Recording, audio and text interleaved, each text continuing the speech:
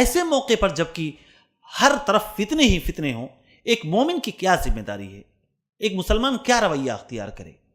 اس تعلق سے کچھ موٹی موٹی باتیں میں آپ کے سامنے رکھوں گا تاکہ ہم ایسے موقعوں پر صحیح سٹینڈ لے سکیں اور صحیح رخ اپنا سکیں کہ ہم اور ہماری گھر کی ہماری خواتین، ہمارے بچے ان فتنوں سے محفوظ رہ سکیں۔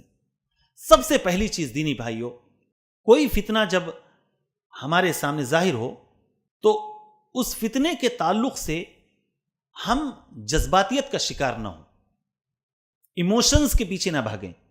ایموشن کی قدر ہے، اسی لیے اللہ رب العالمین نے ہمارے اندر جذبات رکھے ہیں، لیکن یہ جذبات اور یہ ایموشنز اگر شریعت کے تابع نہ ہوں، شریعت کے کنٹرول میں نہ ہوں تو انسان کو بہت زیادہ نقصان پہنچاتے ہیں۔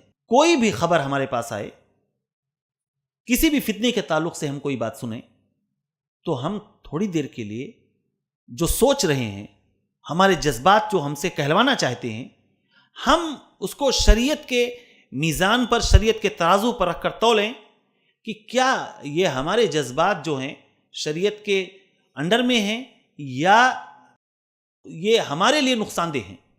ہر چیز شریعت کی روشنی میں پرکھنے کی کوشش کریں۔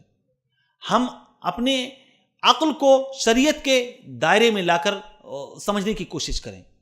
ہماری عقل اتنی زیادہ آزاد نہ ہو، ہماری سوچ و فکر اتنی زیادہ آزاد نہ ہو کہ ہم شریعت کے نصوص کو، قرآن و سنت کے نصوص کو اپنی عقل پر پرکھنے کی کوشش کرنے لگیں۔ ہماری عقل جو ہے شریعت کے تابع ہو، ہمارے جذبات اللہ اس کے رسول کے حکم کے تابع ہوں اور اس کے مطابق فیصلہ کریں۔ دیکھیے، جو بھی اللہ اس کے رسول کا حکم ہے وہ صحیح سالم عقل کے کبھی مخالف نہیں ہو سکتا۔ اللہ اس کے رسول کا جو بھی حکم ہے وہ صحیح سالم عقل اور فطرت کے کبھی بھی برخلاف نہیں ہو سکتا۔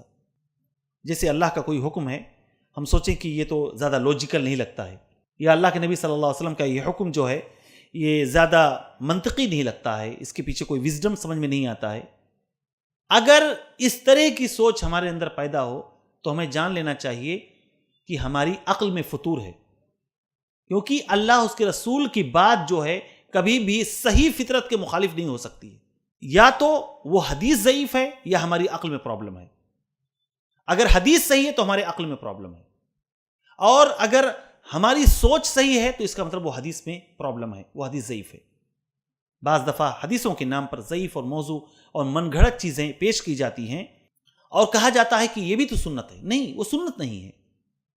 ضعیف اور موضوع من گھڑت چیزیں جو ہیں وہ دین نہیں ہیں، اور اسے دین سے دور رکھنا چاہیے۔